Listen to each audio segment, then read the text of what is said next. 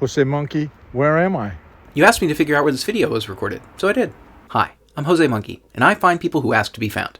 Guys, videos that are recorded at night are always tricky, but this one is perhaps the craziest one I've gotten so far.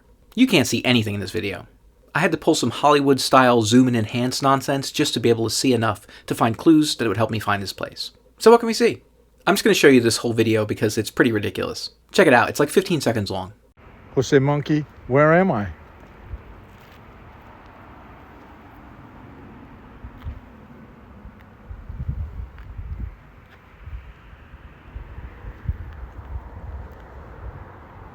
What?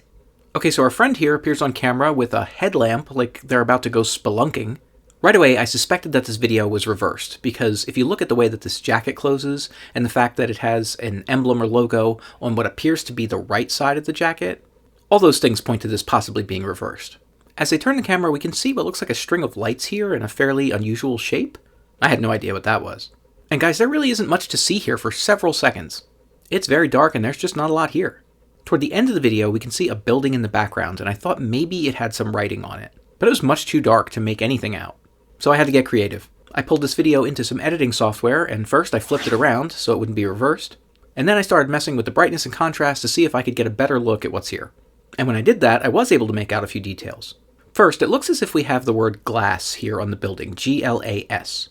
If I was right about that, that suggested a few different places in Europe, since glass is spelled that way in a few different languages, German, Dutch, and Danish, for example. I could also see that there was some more writing on the corner of this building here. It appeared to be two words, and I was having trouble making out the first, but the second looked like it said B-U-T or maybe B-U-T-H. It was really hard to read. But eventually, I was able to tweak things a bit more and find one clear frame where I thought what I was seeing was boutique, B-U-T-I-K. Now, if I was reading that correctly, that suggested that this is Danish, because that means shop or store. So guys, at that point, I googled glass boutique to see what I would get. And at first, Google was giving me all sorts of stuff, since this is basically the equivalent of searching for glass shop.